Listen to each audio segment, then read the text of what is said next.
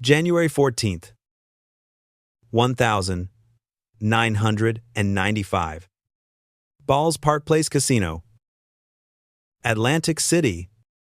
Imagine the scene, the cacophony of slot machines, the murmur of excited gamblers, the clinking of chips. Amidst this chaos, a man named Reed McNeil walks up to a keno machine. An average guy, he buys 10 tickets, $10 each. A total investment of $100. He plays his numbers 8, 14, 27, 33, 51, 62, 74, 79. A seemingly random string, like any other player might choose. The machine draws. The numbers flash. And all 8 hit. This was a probability of 230. 0, 0, 0 to 1. With a payout of a cool $100. 0, 0, 0. Most people would erupt. They'd scream. Jump. To celebrate. But Reed McNeil, he does nothing of the sort. No grin. No fist pump. Just a quiet walk to the cashier window. As if this was precisely what he expected. Because, as we'll soon discover, it absolutely was. The cashier, however, is not so calm. They look at the ticket, then at Reed, then back at the ticket again. Something is wrong. Very wrong. Nobody wins $100, 0, 0, 0, on Keno, and acts this nonchalant. Nobody bets on those exact numbers and hits them all without at least a flicker of a smile. The cashier calls security. Reed, conveniently, has no ID and demands cash immediately. Security's response: wait here. By law, any payout over $35, 0, 0, 0 requires verification by the New Jersey Gaming Commission. It'll take a few hours. Reed retreats to his hotel room. Room 417. He's not alone. Sitting on the bed is a man, 41 years old. A computer programmer named Ronald Dale Harris. In just 6 hours, both men will be under arrest. This, my friends, is not just a story of a casino heist. This is a cybercrime documentary about perhaps the most sophisticated inside job in casino history. A man who didn't use guns or masks to rob casinos. He did something far more audacious. He rewrote their reality. He changed the code.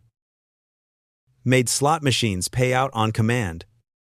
For 2 years, Ronald Harris stole hundreds of thousands of dollars from Las Vegas casinos, and the truly terrifying part, nobody noticed. Why? Because Ronald Dale Harris was the very man they paid to catch cheaters. To understand how Harris pulled this off, we need to transport ourselves back to the early 1990s. The internet was still a nascent beast. Dial-up modems were screeching their greetings. The term cybersecurity was far from the household word it is today. For many industries, including the sprawling casino empires of Las Vegas, the digital frontier was largely uncharted territory when it came to internal vulnerabilities. They understood physical security guards, cameras, vaults, but the ethereal world of code and algorithms was a massive blind spot. Ronald Dale Harris worked for the Nevada Gaming Control Board. His job to inspect slot machines, test software, find bugs, and, crucially, ensure that casinos weren't cheating players. He earned a modest $48, 000 a year. But his true value, and indeed his danger, lay in his unprecedented access. Every week, Harris would visit casinos across Vegas, armed with a laptop and official gaming control board credentials. He had unlimited access to any machine in any casino. Security guards would step aside. Pit bosses would smile and shake his hand. Casino managers would offer him coffee. He was an inspector, a guardian of fairness. He was one of only 5 people in the entire state of Nevada authorized to examine the source code of electronic gaming machines. He reviewed software for slots, video poker, Keno, everything computerized. His expertise, random number generators, the very heart of chance. The code that dictates if you win or lose. And that's where Harris had his terrifying epiphany. Harris realized something profound. If you truly understand how randomness works within a machine, it's not random anymore. He began to see the matrix. He knew exactly what sequence of button presses would trigger a jackpot. Exactly which numbers the Keno machine would draw next. Exactly when a slot machine would pay out. Why? Because, in a twisted sense, he wrote the code. Not officially. Of course, the casinos didn't know he was modifying their machines. The gaming control board, his employer, had no idea. Nobody knew. Because Harris possessed something no one else had legitimate access. Cloaked in complete trust, when Harris walked into a casino with his laptop and credentials, security didn't watch him, they protected him. He was the inspector. The good guy. The man who kept gambling fair. For months, Harris played his role to perfection. He tested machines, wrote reports, filed paperwork, acted professional. But at night, Harris went back to those same casinos, not as an inspector, but as a player, and the machines, uncannily, always paid out. This is a classic example of an insider threat, a concept that plagues cybersecurity to this day. We often focus on external hackers, the shadowy figures on the dark web launching phishing attacks. But sometimes, the biggest threat is someone already inside the walls. Someone with legitimate access who decides to abuse it. It's a fundamental vulnerability that cybersecurity protocols strive to mitigate, often through rigorous background checks, strict access controls, and constant monitoring. Elements that, in Harris's time, were far less sophisticated. So, how exactly did he do it? Let's dive into the tech. Slot machines. Back then, and even in principle today, use what are called EPROM chips. Erasable programmable read-only memory. These chips contain the very brain of the machine, the code that runs it. The random number generator. The payout logic.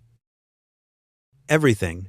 When Harris inspected a machine, he was supposed to test the chip, make sure it was running legitimate, approve software, and verify the math was correct. Instead, Harris would discreetly erase the legitimate chip and replace it with his own custom-programmed version.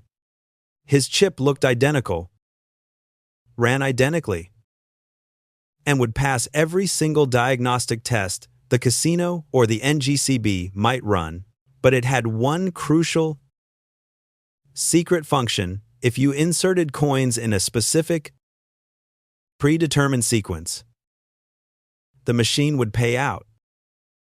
Guaranteed.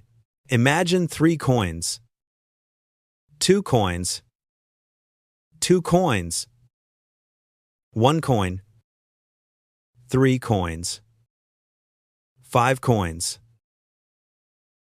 That exact sequence, in that exact order, The machine would then dump its entire credit balance. On surveillance cameras, it looked utterly normal.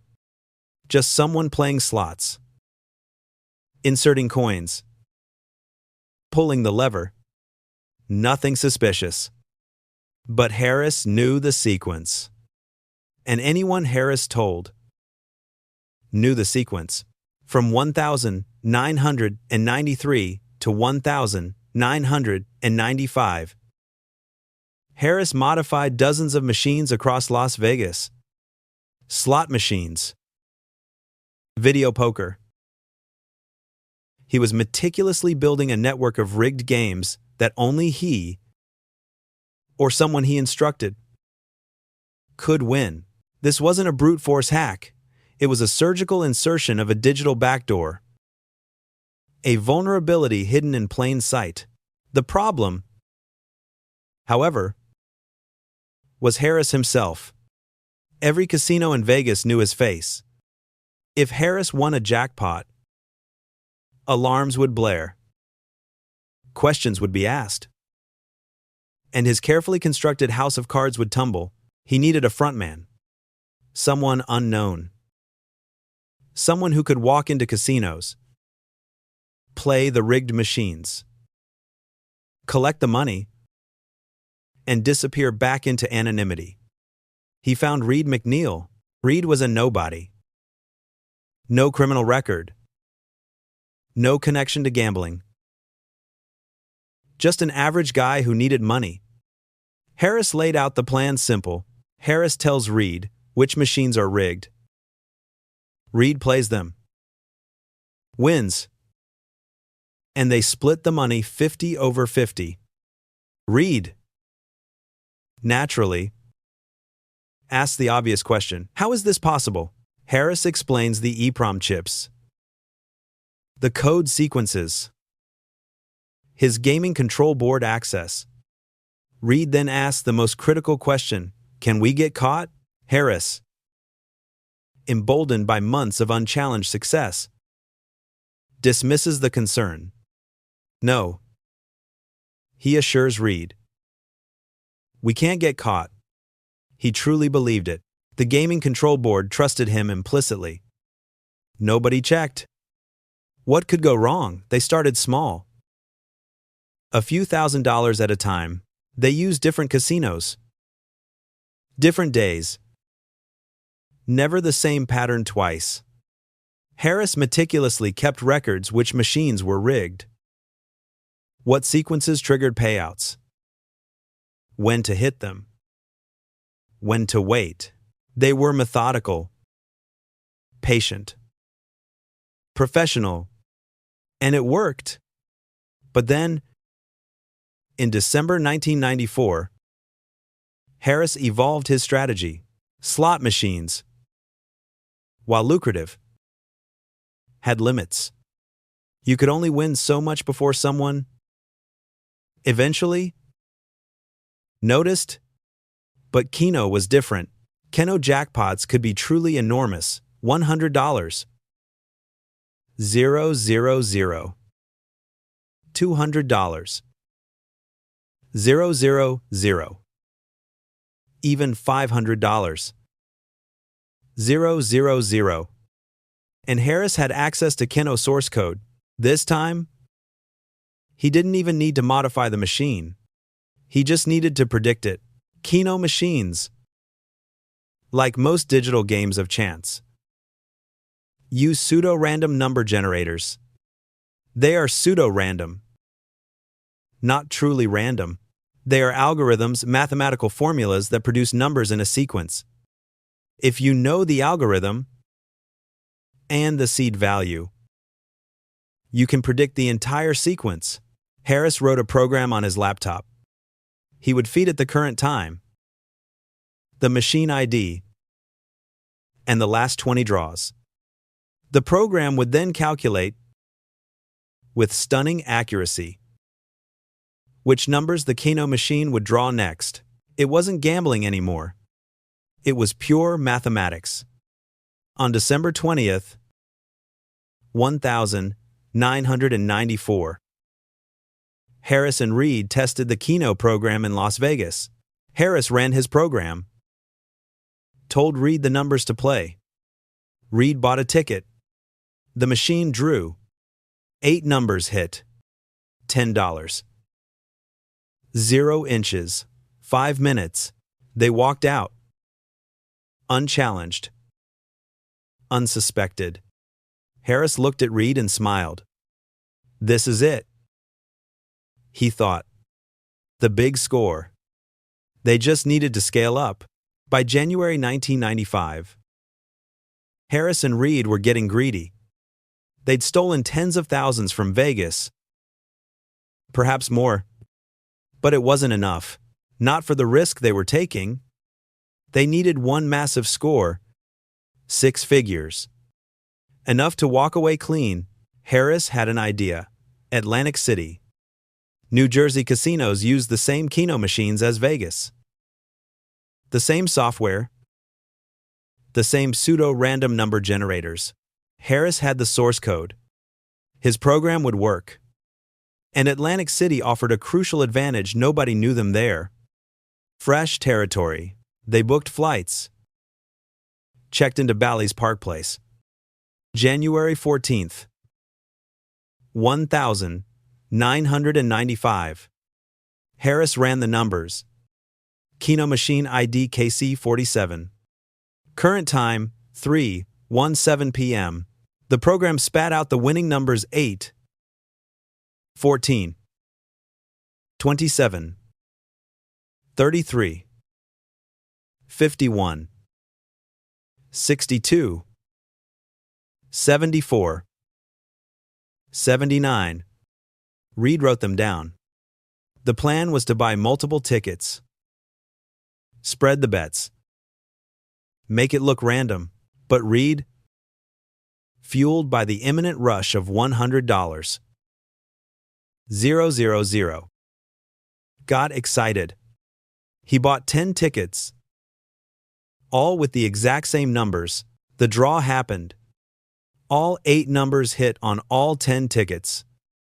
The machine only paid the first ticket $100. 000. Flagging the other 9 as duplicates, Reed didn't care. $100. 000 was enough. He took the winning ticket to the cashier, and that's where the wheels started to come off. Reed was too calm. Too confident. The cashier's intuition, that gut feeling, registered something profoundly wrong. No one wins that much and looks bored. Security was called. Reed was taken to a back room, calmly answering questions. How did you pick those numbers, random? Reed replied, lucky guess. Do you have ID? No? Left it in my room. Can you wait while we verify the ticket? Fine. Reed said, no problem. Too calm. Too collected. Security checked the ticket. It was legitimate. The machine paid out correctly. The numbers did hit. Everything was technically clean. But the odds? 230. 000 to 1. And Reed's utter lack of surprise spoke volumes. Security asked Reed to wait in his hotel room. They'd call when the check was ready, back in room 417. Harris was waiting, packing his bags. He saw it in Reed's face. Something went wrong. Reed explained the verification. The few-hour wait. Harris, with his technical acumen, knew exactly what was coming. The New Jersey Gaming Commission would investigate. They'd check machine logs, review surveillance footage, interview Reed. And eventually, they'd find him. This was his moment to run. To drive to the airport. Fly anywhere. But he didn't. He had convinced himself they couldn't prove anything. The machine paid out legitimately. The numbers hit. It was just luck. The ultimate gambler. Harris gambled on his own invincibility. And he lost. 2 hours later. A knock on the door. New Jersey Gaming Commission investigators. 2 uniformed police officers. They wanted to talk to Reed McNeil. And they wanted to know who the other man in the room was. Harris, still clinging to his facade, introduced himself Ronald Dale Harris, computer technician, Nevada Gaming Control Board. The investigators exchanged a look. Nevada Gaming Control Board. What was he doing here? Harris mumbled about visiting a friend. No connection to the Keno win. They didn't believe him. They asked to see his laptop. Harris hesitated. That hesitation was everything. A search warrant was quickly obtained. They found it all Harris's laptop. The Keno Prediction Program. Notes about modified EEPROM chips. A damning list of Vegas casinos with machine IDs and secret payout sequences. Reed and Harris were arrested. The next day, January 15th, 1995. The New Jersey Gaming Commission made the call to their counterparts in Nevada. Do you have an employee named Ronald Dale Harris? Yes, came the reply. Computer technician. Why, he just got arrested for rigging a Keno machine in Atlantic City. Silence. Then, we'll send investigators immediately. The Nevada Gaming Control Board launched a furious internal investigation. They reviewed every machine Harris had ever inspected, every casino he visited, every report he filed. What they found was a staggering betrayal. Modified EEPROM chips in dozens of machines. Slot machines at Caesar's Palace. Video poker at the Mirage. Keno at Bally's Las Vegas. All of them had Harris's custom code. The NGCB estimated Harris had rigged at least 30 machines across Nevada. Possibly more. They reviewed casino payout records, searching for unusual wins. Jackpots that coincidentally matched Harris's inspection schedule. Crystal Bay Club. Lake Tahoe, a $5. 000 jackpot in December 1993. 2 days after Harris inspected the machine. Fitzgerald's Reno, a $9. 000 jackpot in March 1994. 1 week after his inspection, multiple Las Vegas casinos. Thousands in payouts. All connected to Harris's timeline. The Nevada Gaming Control Board was utterly humiliated. Their own employee, their most trusted inspector, had been robbing casinos for 2 years. And nobody noticed. It was a scandal that exposed deep-seated vulnerabilities in their cybersecurity and audit procedures. Reed McNeil, facing severe charges. Cut a deal? He testified against Harris, and all charges against him were dropped. Harris, however, pleaded guilty. He faced New Jersey charges of attempted theft, conspiracy, and computer theft. Nevada piled on additional charges of racketeering, fraud, and abuse of office. Over 20 counts in total. On January 9th, 1998. District Judge Peter Breen presided over Harris's sentencing. The prosecution pushed for 14 years. The defense argued for probation, claiming Harris only made $15. 000. A laughable assertion given the scale of the operation. Judge Breen wasn't swayed. His words were stark. The depth of your betrayal was complete. This sophisticated scheme reached into the lifeblood of gambling. Ronald Dale Harris was sentenced to 7 years in prison, narrowly avoiding the maximum of 20. Ronald Dale Harris proved something profoundly important. A lesson that resonates even more strongly in today's hyper-connected world. The most dangerous heist isn't always about guns and masks. It's about access, knowledge, and trust. Harris simply walked through the front door with credentials and a smile. He had official permission, complete trust. For 2 years, he played God with slot machines. He made randomness predictable. He turned chance into certainty. The mistake wasn't the code. The mistake, as with so many criminal endeavors, was the greed.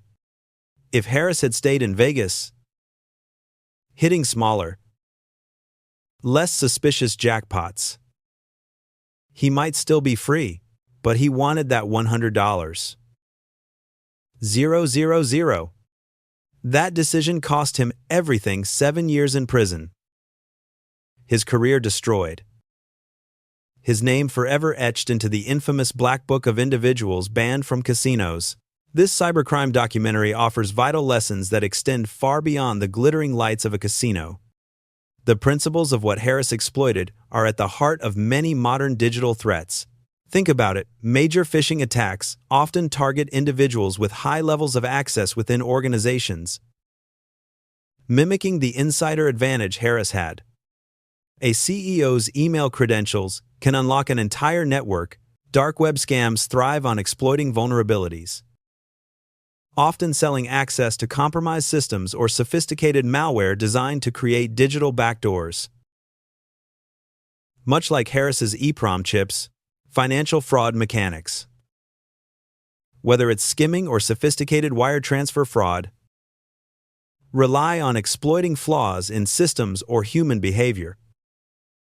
Just as Harris exploited the predictability of PRNGs, so how do we fight, prevent, and recover from such digital threats in our own lives? For organizations, robust cybersecurity protocols are essential. Strict access controls, multi-factor authentication, regular security audits, and continuous monitoring of employee activity. For individuals, understand that your credentials are gold. Don't share them. Use strong, unique passwords. Verify. Don't blindly trust. Harris's downfall began with a cashier's intuition. In the digital world, this translates to scrutinizing every email, every link, every urgent request. Phishing attacks thrive on convincing you to trust a fake sender. Always verify the source. Especially for financial transactions, understand pseudo-randomness. While you won't be hacking Keno machines, understanding that many digital random processes are predictable algorithms is key. This is why strong encryption relies on truly random number generation. For personal security, this knowledge means recognizing that easily guessable patterns, like common passwords or predictable security answers, are massive vulnerabilities. Regular software updates and patches are not optional. They patch known weaknesses, closing the digital backdoors before cybercriminals can exploit them. Back up your data and have a recovery plan. In the event of a ransomware attack, having offline backups is your primary defense. For any digital fraud, knowing how to contact banks and identity theft resources immediately is crucial for recovery. Finally, educate yourself continually. The digital threat landscape evolves daily. Stay informed about the latest phishing techniques, malware trends, and data breaches. Knowledge is your best defense against both the sophisticated insider and the anonymous dark web hacker. Ronald Dale Harris believed he was untouchable because he understood the code better than anyone else. He mistook access for invincibility, but as this incredible true crime story shows, even the most ingenious digital schemes can unravel under the weight of human error, greed, and a watchful eye. The world of technology is full of wonders, but also hidden dangers. My mission, as the digital sleuth, is to shine a light into those dark corners, to unravel internet mysteries, expose dark web scams, and arm you with the knowledge to protect yourself. If you found this story compelling, hit that like button. Subscribe for more deep dives into true crime and cybersecurity. And ring that notification bell so you don't miss our next investigation. Until next time, stay curious, stay vigilant, and stay secure. I'm the Digital Sleuth, and I'll see you in the next case file.